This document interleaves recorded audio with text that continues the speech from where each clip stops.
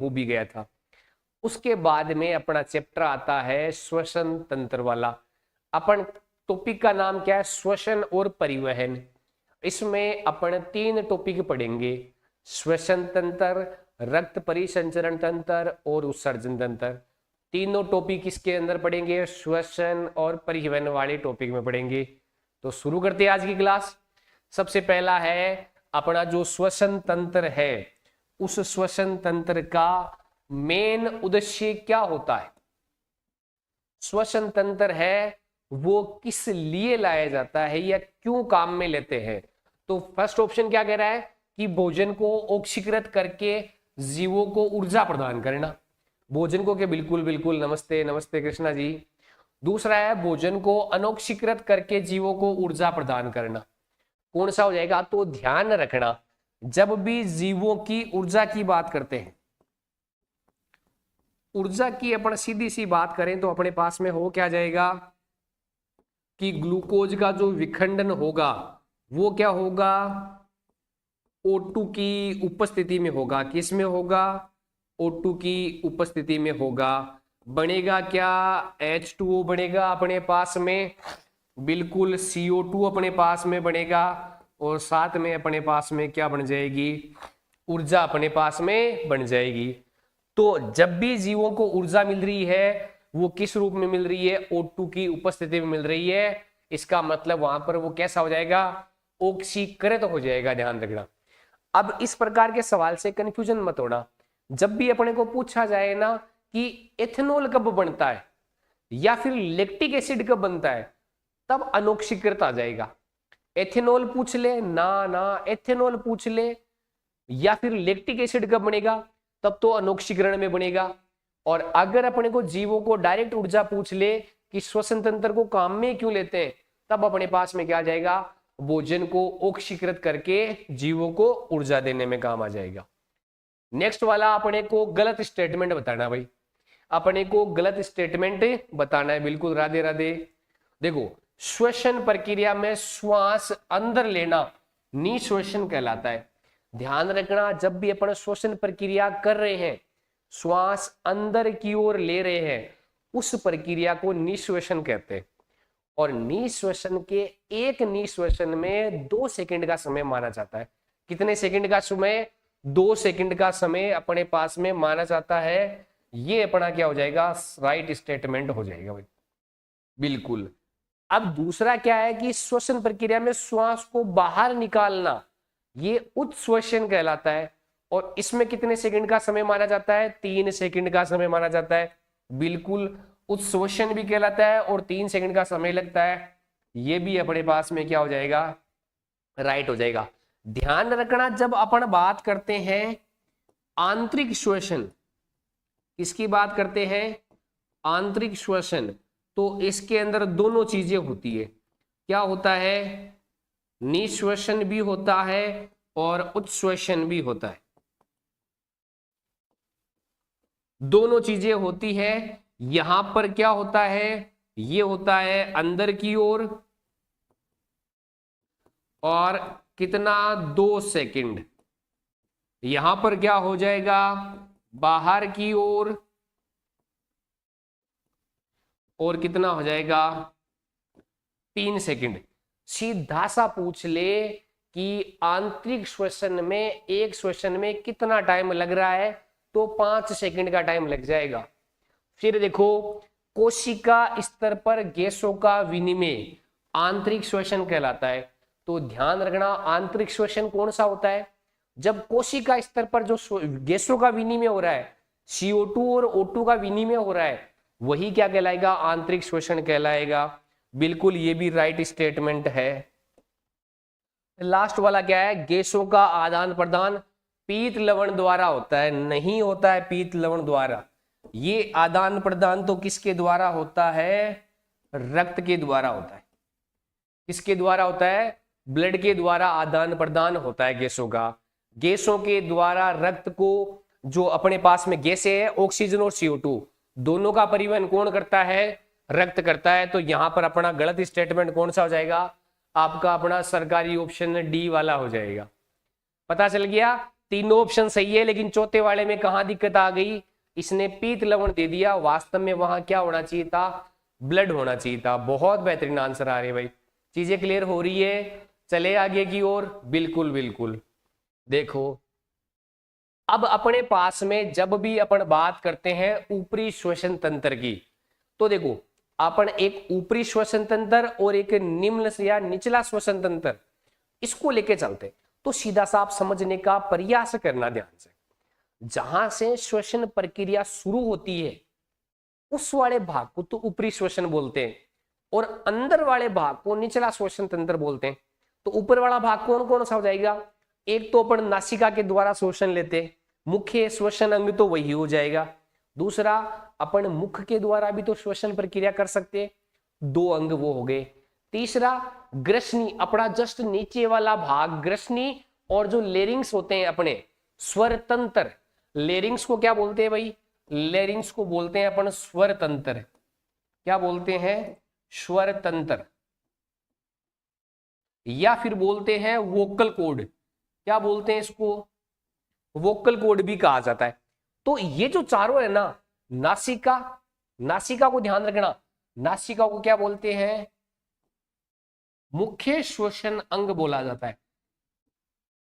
मुख्य श्वसन अंग कौन सा है, नासिका। दूसरा कौन सा हो गया, मुख है, ये भी है।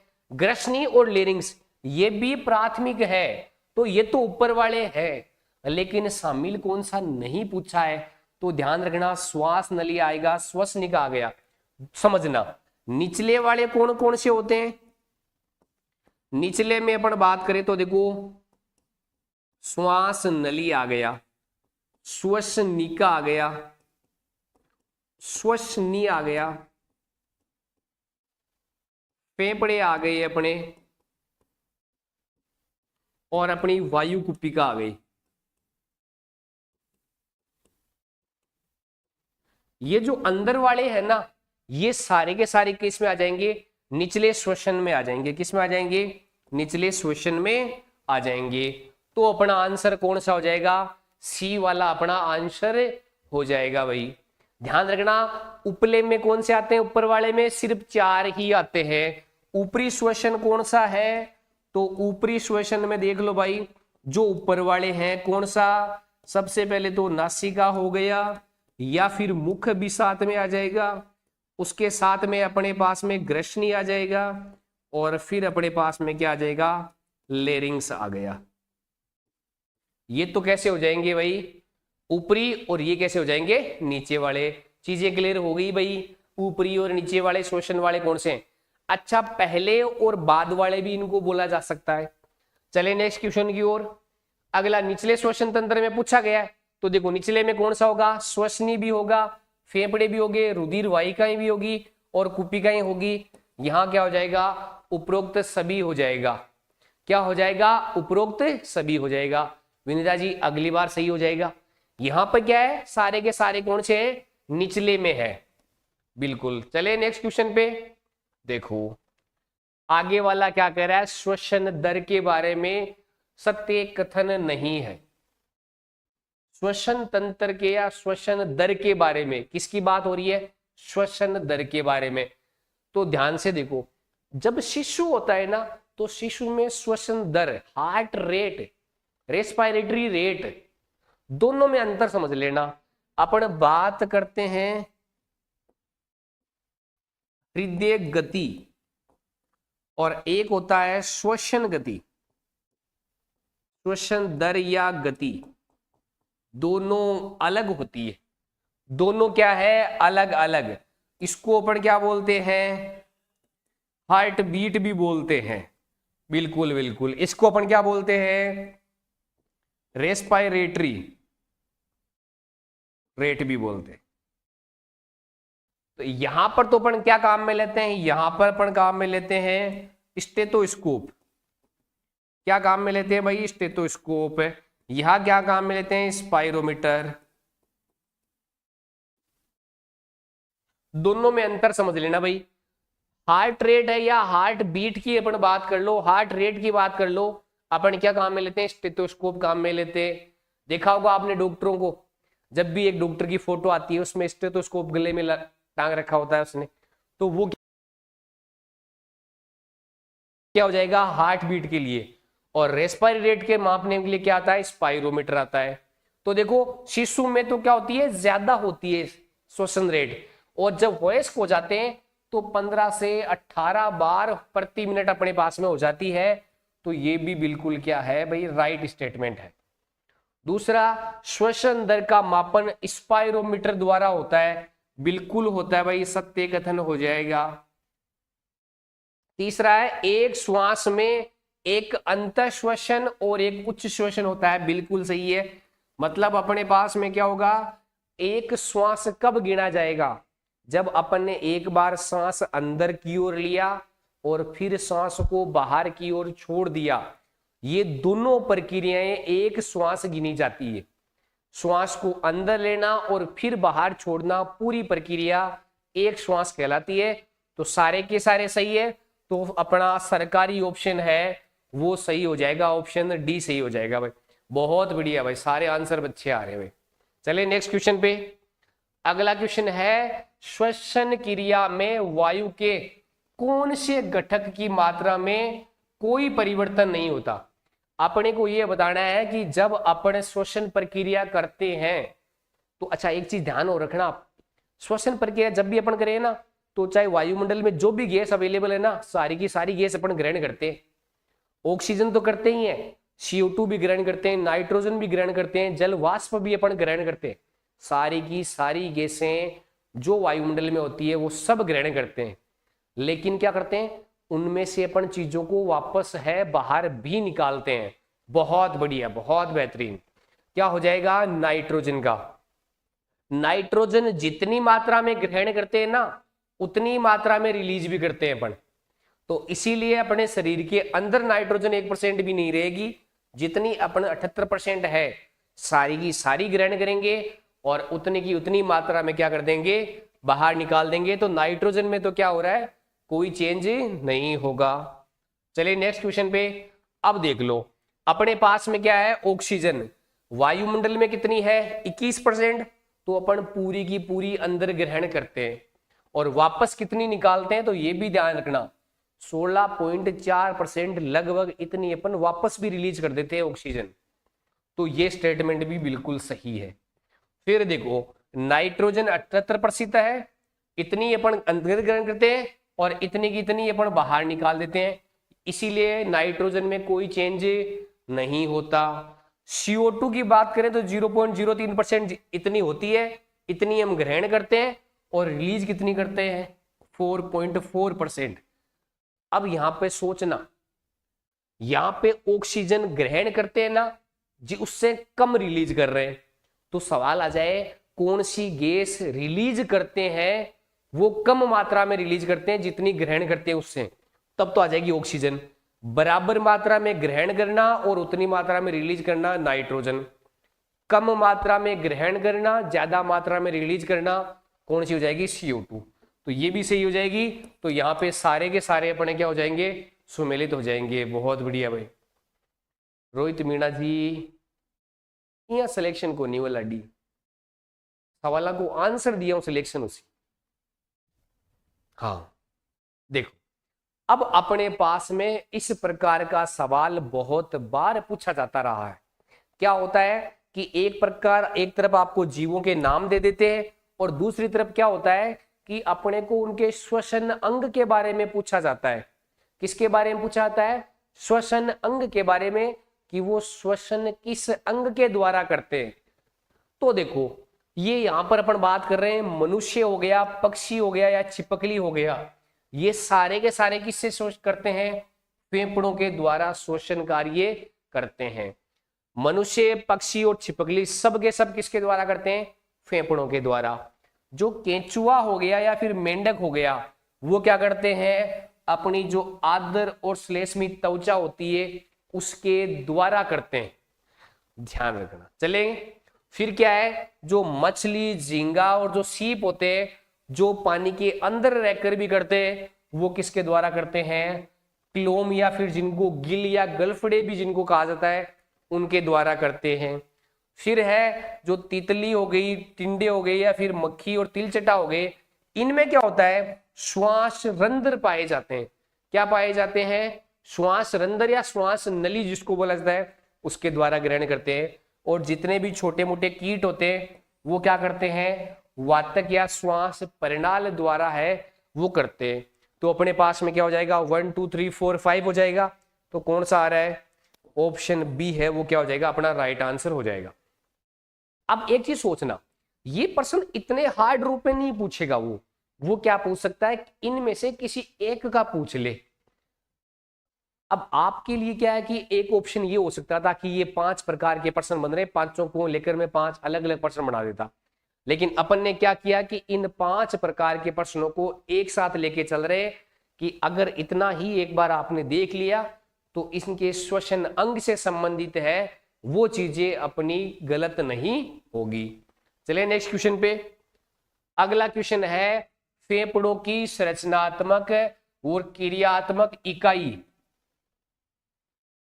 कौन सी है, वो संरचनात्मक और क्रियात्मक इकाई है वो कहलाती है।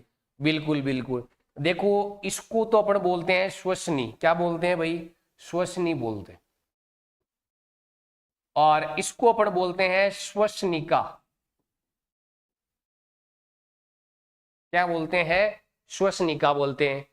और इनमें से अब अपन देखो, अपन क्या क्या पढ़ के चलते हैं, न्यूरॉन, इसकी तंत्रिका कोशिका की इकाई, किसकी पढ़ के चलते हैं भाई, तंत्रिका कोशिका की इकाई।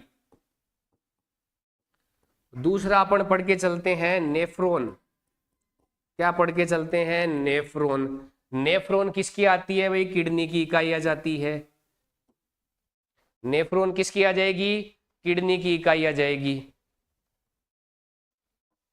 नेफ्रॉन किसकी आ जाएगी, किडनी की आ जाएगी। अपने पास में अपने को पूछ ले कोशिका, तो कोशिका किसकी आ जाएगी भाई, कोशिका आ जाएगी सजीव की इकाई। और अपने को पूछ ले श्वसनी, तो श्वसनी किसकी आ जाएगी अपने पास में, फेफड़ों की।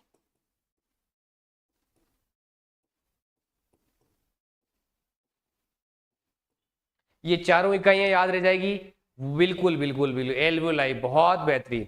ध्यान रखना कुपिका इकाई नहीं होती है, ध्यान रखना। देखो दो चीजें पढ़नी इंपॉर्टेंट है। सबसे पहले पूछा जाता है कि जो सारी जो श्वसन की मेन प्रक्रिया कहां से स्टार्ट होती है।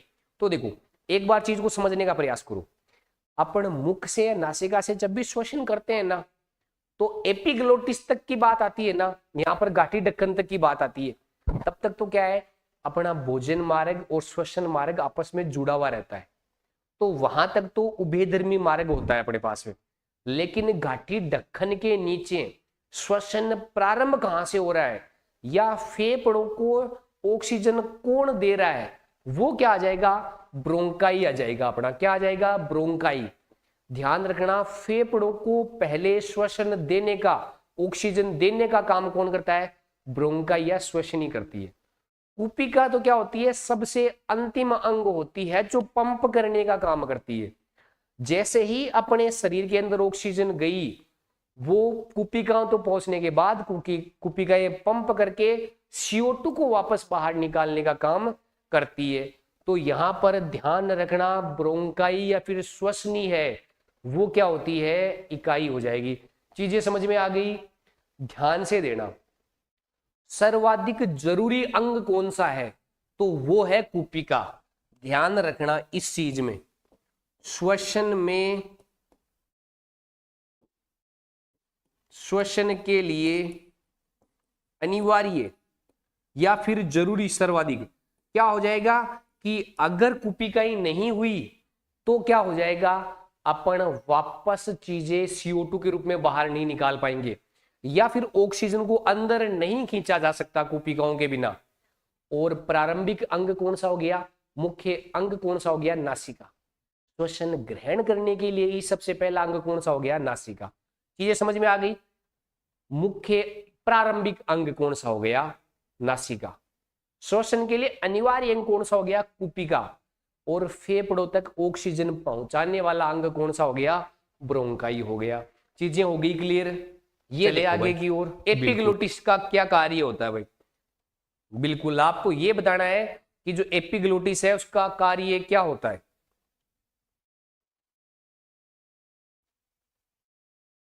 आंसर दो भाई फटाफट। देखिए एपिग्लोटिस का क्या कार्य होता है।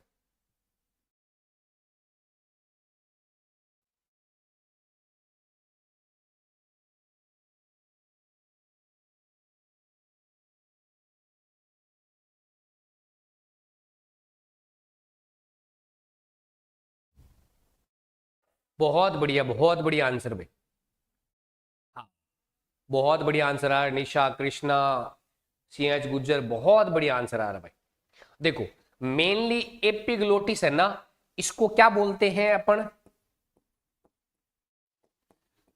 एपिग्लोटिस को अपन बोलते हैं गाठी ढक्कन। क्या बोलते हैं भाई? गाठी ढक्कन। हाँ वो ढक्कन को नहीं, लाडी कलाड़ी वालों ढक्कन को नहीं हो। हाँ ये कौन सा ढक्कन है? गाठी ढक्कन है, कलाड़ी वाला ढक्कन नहीं है। ये कौन सा हो जाएगा? गाठी ढक्कन। अब मेनली क्या कर का है? पहली बात तो ध्यान रखना, उभयधर्मी मार्ग है। बिल्कुल बिल्कुल उभय मार्ग है या उभयधर्मी मार्ग है। गुड इवनिंग राजभू जी, बिल्कुल गुड इवनिंग।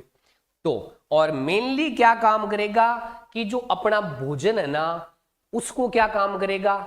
भोजन को श्वास नली में नहीं चला जाए कहीं।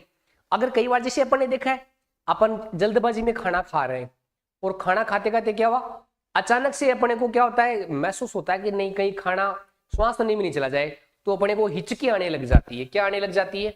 हिचकी आने लग जाती है। वो क्या करता है? एपिग्लोटिस क्या होता है, अगर कुछ भाग चला भी जाए ना तो उसको वापस बाहर की ओर फेंक के उसको पाचन जो नली का है उसमें भेजने का प्रयास करता है। बिल्कुल बिल्कुल भोजन को श्वसन नली में जाने से रोकना।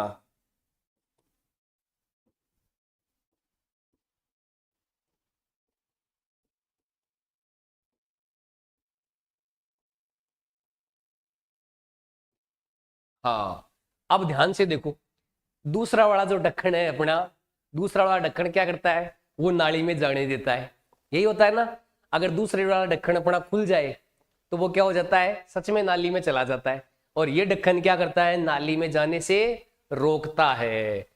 कौन सा ऑप्शन हो जाएगा? ऑप्शन बी राइट हो जाएगा। गुड इवनिंग भाई। अगला वाला प्रश्न है उच्छ्वास यानी श्वसन छोड़ते समय। सर जी हमें भी बीएसटीसी सेकेंड ईयर का रिजल्ट आते ही फॉर्म फिल कर दिया है। कॉलेज वालों की सील नहीं लगवानी, कोई दिक्कत नहीं है गुजर। वो जब आपके डीवी होते हैं ना, डॉक्यूमेंट वेरिफिकेशन, आप सेलेक्ट हो जाते हो डबल के अंदर, फिर आपका डॉक्यूमेंट वेरिफिकेशन होगा, उस समय वो चाहिए होगी। तब तक कोई दिक्कत नहीं है, आप तैयारी में जुटे रहे। तो देखो जब उच्छ्वास, जब अपन श्वास बाहर की ओर निकालते हैं तो क्या होता है? अच्छा आपने ऐसा देखा है, एक पानी की पाइप देखो आप, एक पानी की पाइप है, जब पानी उसके अंदर जाएगा ना तो पाइप फुली भी रहेगी। तो डायफ्राम के में भी ऐसी होती है कि जब श्वसन अंदर की ओर जाता है तो डायफ्राम फूल जाते हैं। डायफ्राम क्या होते हैं? फूल जाते हैं। आपने गुब्बारा देखा है, गुब्बारे में अपन फूंक देते हैं तो गुब्बारा फूल जाता है, वही अपना गुब्बारा ही एक तरीका। लेकिन अगर जैसे ही बाहर निकलती है तो कैसा हो जाता है? चपटा हो जाता है भाई। ध्यान रखना, अगर अंदर श्वास जा रहा है तब तो फूल जाता है डायफ्राम, और अगर डायफ्राम के दौरान या उच्छ्वास हो रहा है, बाहर की ओर जा रही है अगर श्वसन, तब उसमें क्या सा हो जाता है? चपटा हो जाता है भाई। वलयकार नहीं होता भाई, कैसा हो जाएगा? चपटा हो जाएगा। चले नेक्स्ट क्वेश्चन की ओर। देखो स्पेशल बीएसटी फॉर्म फिल कर सकते हैं क्या?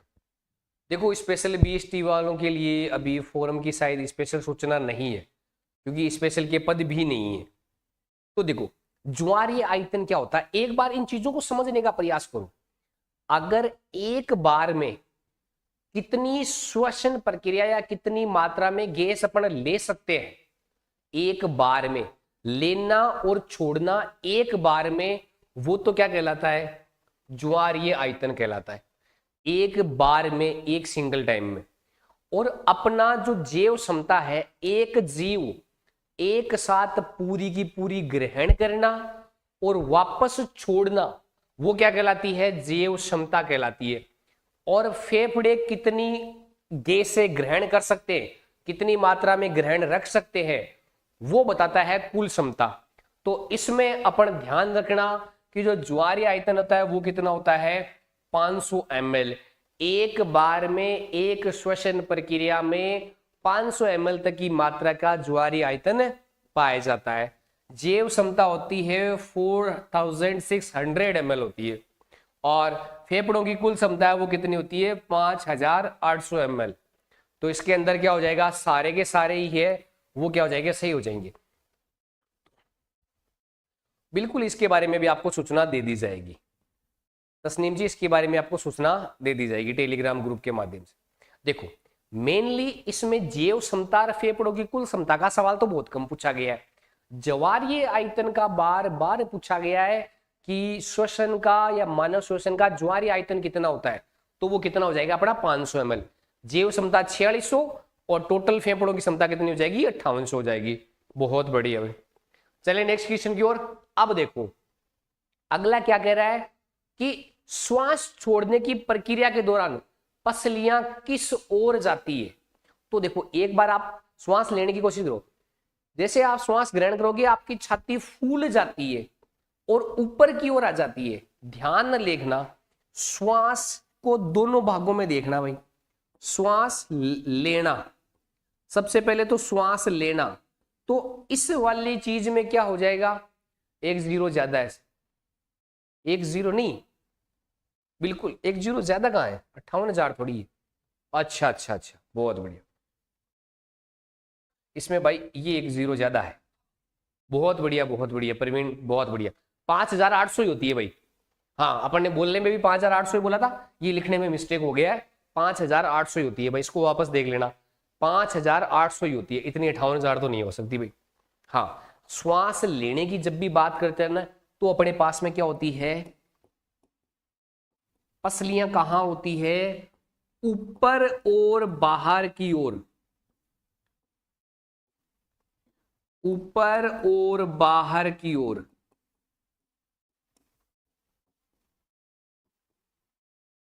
किसकी ओर हो जाती है? ऊपर और बाहर की ओर। हाँ तस्नीम, 58,000 वाला सही करवा दिया भाई अपन ने। हाँ, श्वास छोड़ना, जब श्वास अपन छोड़ते हैं तो क्या हो जाता है? पसलियां नीचे की ओर और अंदर की ओर।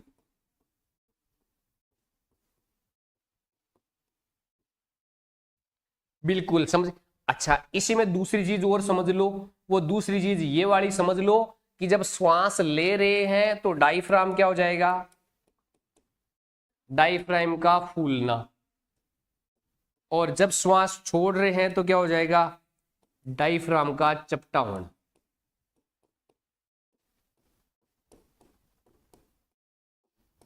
चीजें समझ में आ गई भाई कि अपन श्वास ले रहे हैं तो पसलियां ऊपर आ जाती है और बाहर की ओर निकल जाती है।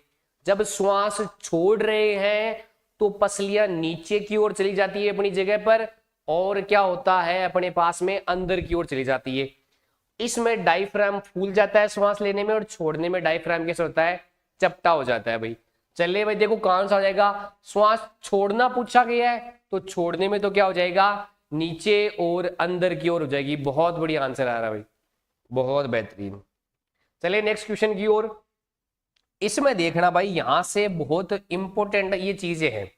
अपन जब भी बात करते हैं श्वसन के प्रकार की, तो श्वसन क्या होता है? एक तो ऑक्सीजन की उपस्थिति में हो रहा है, मान लो पर्याप्त मात्रा में ऑक्सीजन मिल रही है तब श्वसन हो रहा है। एक ये चीज है कि जब ऑक्सीजन मिल ही नहीं रही है, बिना ऑक्सीजन के ही श्वसन हो रहा है। और तीसरी कंडीशन आ जाती है कि श्वसन, ऑक्सीजन मिल तो रही है लेकिन पर्याप्त मात्रा में ऑक्सीजन नहीं मिल रही है। तीनों श्वसन अपन बिल्कुल देखते हैं। देखो, श्वसन के लिए ग्लूकोज है सबसे पहले कोशिका द्रव्य में। सबसे पहले ग्लूकोज का विखंडन किसमें होगा? कोशिका द्रव्य में। और वो क्या बनेगा? पाइरूवेट बनेगा। क्या बनेगा? पाइरूवेट बनेगा। अगर पाइरूवेट बनने के बाद में ऑक्सीजन की अनुपस्थिति हो जाए, क्या हो जाए, ऑक्सीजन की अनुपस्थिति, ऑक्सीजन नहीं हो, तब ये घटना किसमें होती है, यीस्ट नामक जीवाणु के अंदर होती है। उससे अपने पास में क्या बनता है, इथेनॉल बनता है और CO2 बनती है। भाई यहां पर CO2 कर लेना, CO2 बनती है और ऊर्जा बनती है। ये सवाल पता है कैसा पूछा गया है, सवाल पूछा गया है इसका नाम क्या है, इसको बोलते हैं अवायवीय या अनोक्सी श्वसन। कौन सा बोलते हैं भाई, अवायवीय या अनोक्सी श्वसन बोलते हैं। सवाल पूछा जाता है अवायवीय या अनोक्सी श्वसन में अंतिम उत्पाद क्या बनता है, तो अंतिम उत्पाद क्या बनता है, एथेनॉल बनता है। और ये प्रक्रिया होती क्या है, ये प्रक्रिया यीस्ट के अंदर संपन्न होती है। दूसरा, ग्लूकोज कोशिका द्रव्य साइटोप्लाज्म में पाइरूवेट में बदल रहा है, और हुआ क्या, जितनी ऑक्सीजन चाहिए थी ना उतनी ऑक्सीजन मिली नहीं, ऑक्सीजन क्या हो गई, थोड़ी सी ऑक्सीजन की मात्रा में कमी आ गई। और कमी आने के बाद में पेशीय कोशिकाओं में अपनी मांसपेशियों के अंदर होता है, तो क्या हो जाता है, लैक्टिक अम्ल का जमाव हो जाता है और अपने को क्या मिलती है, साथ में ऊर्जा भी। यहां से सवाल कैसा पूछा गया है, अगर अपन ज्यादा शारीरिक परिश्रम करते या कई बार अपन ऊंचाई पे चढ़ते चले गए, अपन ने किसी मंदिर पे या कहीं पर ऊंचाई पर अपन चढ़ते चले गए और उसके अगले दिन या अपन ने कठोर एक्सरसाइज कर ली, खेत में कठोर काम कर लिया, तो उसके अगले दिन क्या होता है, अपनी बॉडी के अंदर मसल्स में क्या होता है, लैक्टिक एसिड जमा हो जाता है और उसके कारण क्या होता है, दर्द का अनुभव होता है। बिल्कुल बिल्कुल, ये सवाल यहीं से पूछा आता है कि मांसपेशियों में दर्द किसकी वजह से होता है, तो वो क्या हो जाएगा भाई, लैक्टिक एसिड के जमाव की वजह से होता है। मांसपेशियों में दर्द का अनुभव क्यों होता है, तो वो लैक्टिक एसिड के जमाव के कारण।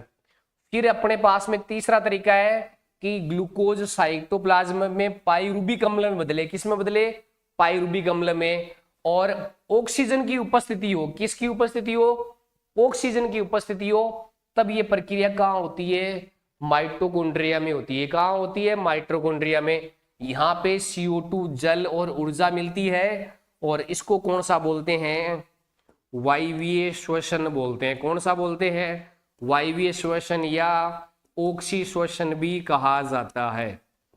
कौन सा श्वसन कहा जाता है, वायवीय या ऑक्सी श्वसन कहा जाता है।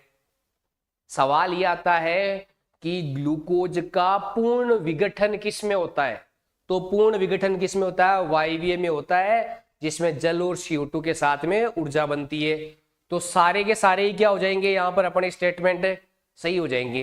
क्या ऑक्सी श्वसन, अनोक्सी श्वसन और लैक्टिक एसिड के जमाव वाली सारी चीजें अपने को रिएक्शन के साथ में चीजें समझ आ गई।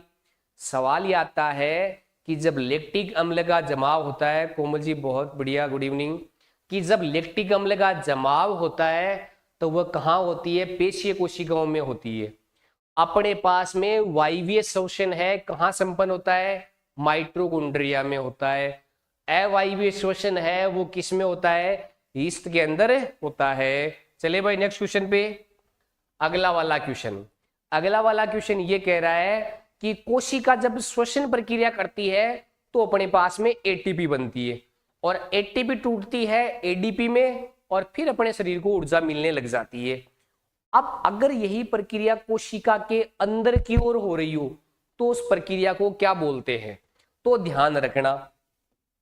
ये तो अपन बात करते हैं एंडो का, तो मतलब क्या होता है, अंदर की ओर। एंडो का मतलब क्या होता है, लविश यादव बिल्कुल बिल्कुल, गुड इवनिंग गुड इवनिंग।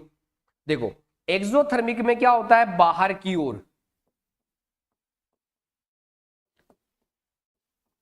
और ADP का पूरा नाम क्या हो जाएगा, एडिनोसिन डाइफोस्फेट। क्या हो जाएगा भाई, adenosine diphosphate.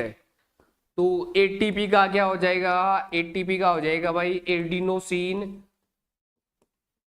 Triphosphate, adenosine triphosphate. ये चीज हो जाएगी भाई। फिर है न्यूक्लियोथर्मिक, ये भाई थर्मिक कर लेना। न्यूक्लियोथर्मिक का मतलब क्या हो रहा है, केंद्रक में हो रही है। किस में हो रही है, केंद्रक में।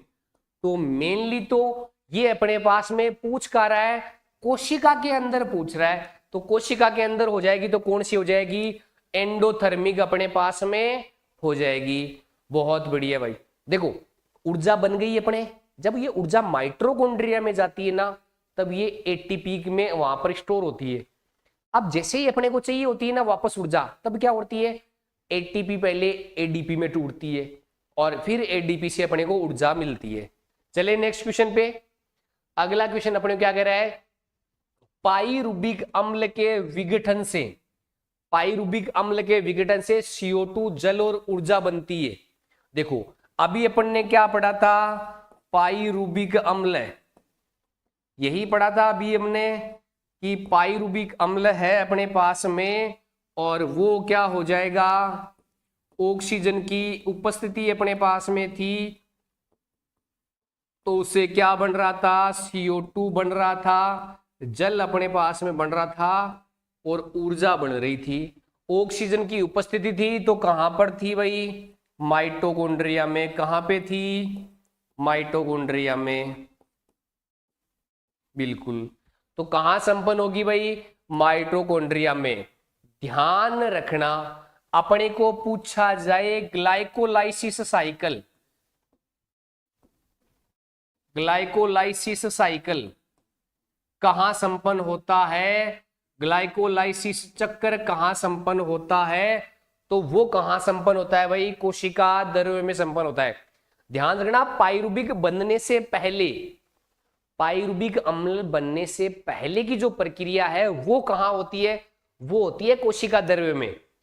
तो उसको क्या बोलते हैं, ग्लाइकोलाइसिस चक्र बोलते हैं। इस वाले जब माइटोकॉन्ड्रिया के अंदर बनती है तो इसको अपन क्या बोलते हैं, क्रेब्स चक्कर बोलते हैं भाई। क्या बोलते हैं, क्रेब्स चक्कर बोलते हैं। क्या क्रेब्स चक्कर और ग्लाइकोलाइसिस चक्कर याद आ गई आपको। अपने पास में कोशिका द्रव्य में जो हो रहा है उसको बोलते हैं ग्लाइकोलाइसिस चक्कर। होता क्या है, ग्लूकोज है, वो ग्लूकोज किस में टूटता है, पाइरुबिक में। किस में टूटता है भाई, ग्लूकोज पाइरुबिक अम्ल में टूटता है, ग्लाइकोलाइसिस चक्कर होता है। पाइरुबिक अम्ल है वो CO2 जल और ऊर्जा में टूटता है, क्रेब्स चक्कर होता है, माइटोकॉन्ड्रिया में संपन्न होता है। जानकारी कैसी लगी भाई, ये चीजें चीजें क्लियर हो रही है अपनी, तो अपना आंसर कौन सा आ जाएगा, माइटोकॉन्ड्रिया। चले नेक्स्ट क्वेश्चन भी। और जीवों में अनोक्सी श्वसन, अनोक्सी का मतलब क्या है, ऑक्सीजन नहीं है। अगर वो हो रहा है तो अपने को गलत कथन बताना है भाई। अपन क्या देखते हैं, श्वसन पदार्थों का अपूर्ण ऑक्सीजन होता है। अपने पास में देखो भाई, जब भी अपन बात करते हैं अनोक्सी श्वसन की, तो अपन क्या बोलते हैं कि इसमें क्या होता है, अपूर्ण दहन होता है। पहली बात तो अपूर्ण दहन है, उससे क्या हो जाएगा, अपूर्ण श्वसन हो जाएगा, सबसे पहली बात तो। दूसरी बात क्या है, कम ऊर्जा मिलती है भाई। क्या प्राप्त होती है, कम ऊर्जा प्राप्त होती है। कितनी होती है, लगभग 2 ATP के बराबर अपने पास में क्या होती है, ऊर्जा प्राप्त होती है। तीसरा अपन ने क्या पढ़ा कि इसमें बनता क्या है, एल्कोहल बनता है, साथ में CO2 बनती है, और साथ में क्या बनती है भाई, ऊर्जा अपने पास में इसमें बनती है। फिर अपन बात करें होता कहां पर है, जो तो निम्न पादप है वहां संपन्न होती है, कवक है वहां संपन्न होती है, और जीवाणु में होती है।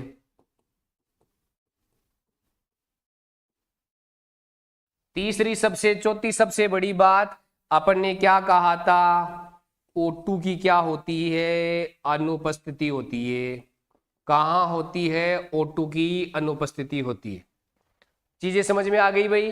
अब इसमें पूछा है, देखो अपूर्ण ऑक्सीजन होता है, ये तो सही है भाई। फिर क्या है, अंतिम उत्पाद, अंतिम उत्पाद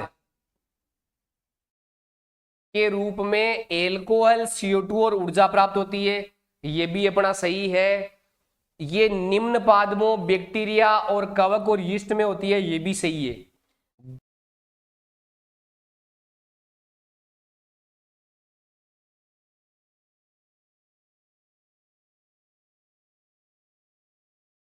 गलत देखो अपने को समझ में आ गया सबको कि गलत तो यहां पे दे दिया।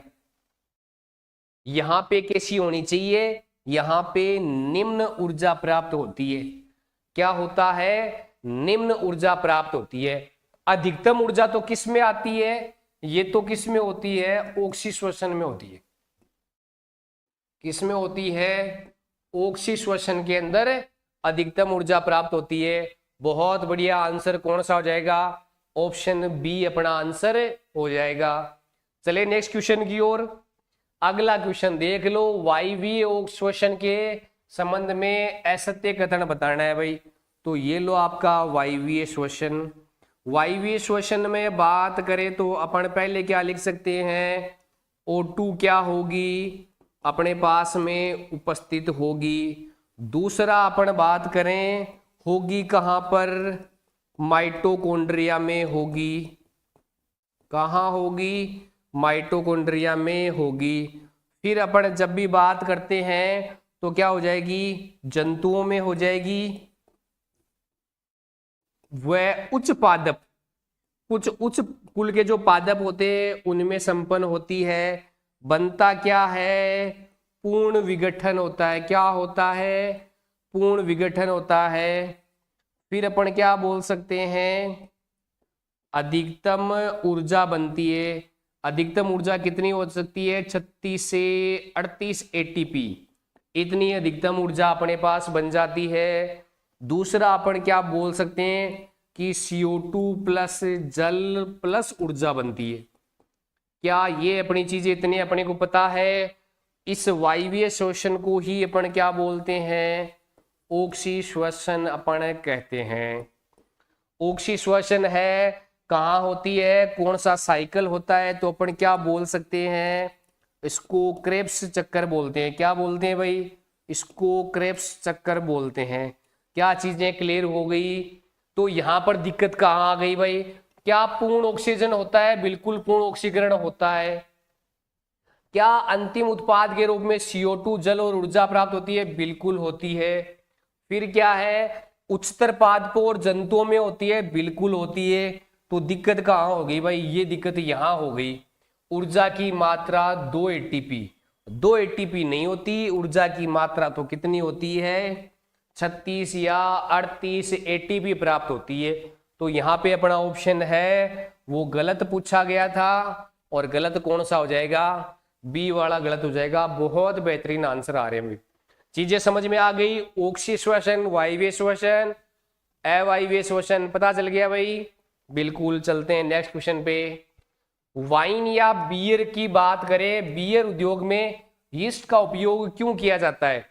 अपन ने पढ़ा था कि क्या होता है, अवायवीय श्वसन कहां होता है भाई, अवायवीय श्वसन है वो कहां संपन्न होता है, वो यीस्ट में संपन्न होता है। और उससे बनता क्या है, उससे बनता है एल्कोहल, साथ में CO2 बनती है और अपने को ऊर्जा मिलती है। तो अपना क्या पूछ रहा है, वाइन और बियर तो एल्कोहल ही है एक प्रकार के। तो एल्कोहल है तो होगा कहां पर, यीस्ट में होगा, लेकिन हो कौन सा, अवायवीय श्वसन होगा। तो देखो वायवीय तो होगा नहीं, अवायवीय में बिल्कुल बिल्कुल ये वायवीय वाला भी नहीं होगा। अवायवीय से CO2 का उत्पादन करने के लिए थोड़ी आता है, ये तो एल्कोहल का उत्पादन करने के लिए काम में आता है। तो कौन सा हो जाएगा, सी ऑप्शन अपना राइट हो जाएगा। बहुत बढ़िया भाई, विनीता, कृष्णा, निशा, लवीश, प्रवीण, बहुत बेहतरीन आंसर आ रहे हैं भाई आप। चलो नेक्स्ट क्वेश्चन पे। अगर अपन ने ज्यादा व्यायाम कर लिया तो अपनी टांगों की जो मांसपेशियां है उसमें दर्द या ऐंठन क्यों होती है। तो ये अपन ने पढ़ा था, किसका जमाव हो जाता है भाई, लैक्टिक एसिड का जमाव हो जाता है। लैक्टिक एसिड के जमाव होने के कारण क्या होता है, मांसपेशियों में एंटन जकड़न उत्पन्न हो जाती है। कौन सा हो जाएगा? लैक्टिक अम्ल हो जाएगा भाई, लैक्टिक एसिड हो जाएगा। बिल्कुल बिल्कुल रवीना का आंसर आ रहा है भाई, सबका आंसर आ गया बी वाला। देखो अब अपने को राइट स्टेटमेंट देखना है। तो देखो क्या श्वसन प्रक्रिया तेज होती है क्या? नहीं, श्वसन प्रक्रिया अपने हिसाब से होती है और कैसी होती है? मंद प्रक्रिया होती है। ध्यान रखना, श्वसन कैसा होता है? मंद प्रक्रिया। जबकि दहन का मतलब क्या होता है? किसी चीज को जलाना। तो जलने की प्रक्रिया तो क्या होती है? तीव्र होती है। तो ये तो सही है। कैसा है? सही है। फिर अपन देखिए श्वसन सामान्य ताप पर होता है। तो अपने शरीर में जो श्वसन प्रक्रिया है वो सामान्य ताप पे होती है। लेकिन अगर किसी चीज को जलाना हो, जैसे भोजन को पचाना जलाना हो गया, तो वहां पर ज्यादा तापमान चाहिए। इसका मतलब ये स्टेटमेंट भी क्या हो गया? सही हो गया भाई। श्वसन तो क्या होता है? सामान्य ताप पे हो जाता है, लेकिन दहन के लिए क्या चाहिए? उच्च ताप चाहिए ही चाहिए। फिर अब अपनी अभी बढ़ा कि श्वसन में तो क्या चाहिए? देखो सुमन जी, अपन ने जो टॉपिक पढ़ाए हैं उनका कल अपनी एक मैराथन हो गई थी संडे को। आप अपने प्रेक एकेडमी के आप जाके देखोगे लिस्ट में, तो वहां पे अपनी को कल फिजिक्स और केमिस्ट्री की क्लास मिल जाएगी जो अपन ने पढ़ाया है। उसके अलावा अपनी कोशिका वाली क्लास भी हो चुकी है और बायो का अपना सेकंड चैप्टर चल रहा है। तो देखो श्वसन एंजाइम के नियंत्रण में होता है, बिल्कुल होता है। दहन में कोई भी एंजाइम नहीं चाहिए। दहन में तो क्या चाहिए? ताप चाहिए। तो ये भी बिल्कुल क्या है? सत्य स्टेटमेंट है। श्वसन अभी देखा, श्वसन में ऊर्जा किस में बनती है? एटीपी के रूप में बनती है। और दहन में क्या होती है? दहन जैसे होगा, जलाते हैं तो उसमें उष्मा या क्या बनता है? प्रकाश अपने पास में बनता है। तो ये भी क्या हो जाएगा? अपना राइट स्टेटमेंट हो जाएगा। तो चारों के चारों ही क्या हो जाएंगे? अपने पास में राइट स्टेटमेंट हो जाएंगे। बहुत बेहतरीन आंसर आ रहे हैं भाई। चले नेक्स्ट क्वेश्चन पे। फिर देखो ऊंचाई पर जाने पर अगर पर्वतारोही कोई है तो सांस लेने में कठिनाई क्यों होती है? होता क्या है कि वायुमंडल में ऊपर जाने पर क्या होता है? कम वायुदाब। क्या हो जाएगा? ऊंचाई पर जाने के बाद क्या हो जाता है भाई? कम वायुदाब हो जाता है। क्या हो जाता है? कम वायुदाब हो जाता है। उसके कारण अपने को क्या होता है? श्वास लेने में दिक्कत होती है। बहुत बेहतरीन आंसर आ रहे हैं भाई, बहुत अच्छी तैयारी चल रही है आप लोगों। ऐसे ही आप जुड़े रहिए, बिल्कुल आपको सफलता मिलेगी। बिल्कुल बहुत बेहतरीन भाई। चले नेक्स्ट क्वेश्चन पे। अगला, श्वसन संबंधी रोग कौन कौन से हैं? तो देखो न्यूमोनिया में तो क्या होता है कि अपनी श्वसन निका है उसमें सूजन आ जाती है। बिल्कुल बिल्कुल, ऑक्सीजन की कमी। बहुत बढ़िया रवीना। देखो न्यूमोनिया भी है, अस्थमा या दमा जिसको बोलते हैं, सिलिकोसिस भी है। सारे के सारे कैसे रोग हैं? बिल्कुल बिल्कुल दीपिका पवार जी, बिल्कुल नमस्ते दीपक जी। बिल्कुल बिल्कुल बाजे सर की क्लास भी होगी, बिल्कुल बिल्कुल होगी। यहां अपने क्या हो जाएंगे? चारों के चारों ऑप्शन क्या है? सही हो जाएंगे। अब देखो अपने को इन रोगों के रोगजनक के बारे में भी सम्मिलित करना है। तो देखो अपन बात करते हैं टीबी की। टीबी किससे होता है? माइक्रोबैक्टीरियम ट्यूबरकुलोसिस से होता है। न्यूमोनिया किससे होता है? स्ट्रेप्टोकोकाई न्यूमोनिया के द्वारा होता है। और कोरोना किससे होता है? सार्स कोव 2 से होता है। बिल्कुल बिल्कुल, इस क्लास के जस्ट बाद में होगी। बहुत बड़ी। तो क्या हो जाएगा अपने पास में? 3, 2, 1। 3, 2, 1 कौन सा हो जाएगा भाई? बी ऑप्शन अपने पास में हो जाएगा। बहुत बढ़िया भाई। मेनली श्वसन संबंधी रोगों क्या कर रहे हैं, बाकी रोगों वाले चैप्टर में अपन देखते चलेंगे। अब देखो अपन श्वास बाहर छोड़ रहे हैं। क्या कर रहे हैं? श्वास बाहर छोड़ रहे हैं। तो उस समय सीटी की आवाज आना कौन से रोग से संबंधित है? सीटी के अंदर यह सवाल पूछा गया था। बिल्कुल बिल्कुल जगदीश जी, परिणाम परिणाम परिणाम स्वीकार है आपका। बिल्कुल ओम जी जांगू का भी आंसर है बी। 3, 2, 1। देखो जब भी श्वास बाहर छोड़ते हैं तो एक सीटी की आवाज आती है। और वो कौन सा रोग होता है? अस्थमा रोग होता है। कौन सा रोग होता है? अस्थमा रोग। किस रोग में आता है भाई? अस्थमा रोग में। जिनको अस्थमा होता है आपने देखा होगा पंप का प्रयोग करते हैं, तो वो क्या होता है? अस्थमा में क्या हो जाता है? सीटी की आवाज आती है। बहुत बेहतरीन आंसर आ रहा है भाई। इसके बाद में अपन देखते हैं आज की क्लास का अपना अंतिम क्वेश्चन। क्या कह रहा है? अपने को असत्य कथन बताना है। क्या बताना है भाई? असत्य कथन अपने को बताना है। पादपों में श्वसन अंग के रूप में रंध्र और वात रंध्र पाए जाते हैं। अपन ने ये देखा है कि जब पादप है उनमें श्वसन प्रक्रिया कैसे होती है, जो पत्तियों पर जो छोटे छोटे छिद्र पाए जाते हैं या फिर वात रंध्र पाए जाते हैं उससे होता है, तो इसका मतलब ये तो सत्य है। दूसरा है पादप ऊर्जा का उष्मा के रूप में कम स्राव करते हैं, ये भी सत्य हो जाएगा भाई। कारण क्या है कि पादप है वो श्वसन प्रक्रिया जब भी ग्रहण करते हैं ना, तो उनके पास में उत्सर्जन करने के लिए उष्मा की आवश्यकता नहीं होती, उत्सर्जन में वो उष्मा का स्राव नहीं करते हैं, तो ये भी सही हो जाएगा। अपने को तो असत्य पूछा है तो दोनों ही, इसमें तो एक आ जाएगा भाई, ये कर ले तो अपने पास में तो क्या हो जाएगा, दोनों के दोनों सत्य है। ध्यान रखना असत्य पूछा है, कौन सा पूछा है? असत्य पूछा है, बिल्कुल बिल्कुल, तो दोनों के दोनों है वो सत्य हो जाएंगे, तो असत्य एक भी नहीं है। न तो ए वाला गलत है न बी वाला गलत है, दोनों के दोनों सही है, तो गलत कोई सा भी नहीं है। कौन सा हो जाएगा? डी ऑप्शन अपने पास में हो जाएगा, बिल्कुल। अब अपने श्वसन वाले टॉपिक से अपने पास में ये सवाल थे, तो पहली बात तो कमेंट करके बता दो आज की क्लास अपनी कैसी रही। ये अपना टॉपिक के जो 26 क्वेश्चन थे, आपको क्वेश्चन कैसे लगे? क्या डिटेल सॉल्यूशन से आप सेटिस्फाइड है? सॉल्यूशन आपका कैसा लगा? उसके बाद में दूसरी सबसे इंपॉर्टेंट है अपना जो अगला टॉपिक रहेगा, आप पहले से तैयार करके आ जाएं।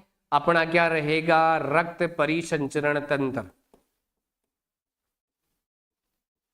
कौन सा रहेगा भाई? रक्त परिसंचरण तंत्र, बिल्कुल बिल्कुल, जस्ट आ रहे हैं मौज, बिल्कुल। अपना अगला टॉपिक कौन सा रहेगा? रक्त परिसंचरण तंत्र रहेगा। कल आप पढ़ के आ जाएं और उसके बाद में अपन इसके सवालों पर चर्चा करेंगे। बिल्कुल, बहुत बहुत बढ़िया। आज की क्लास के लिए आपका बहुत धन्यवाद। अब अगली क्लास होगी बाजाजी सर की, बने रहिए साथ में, तब तक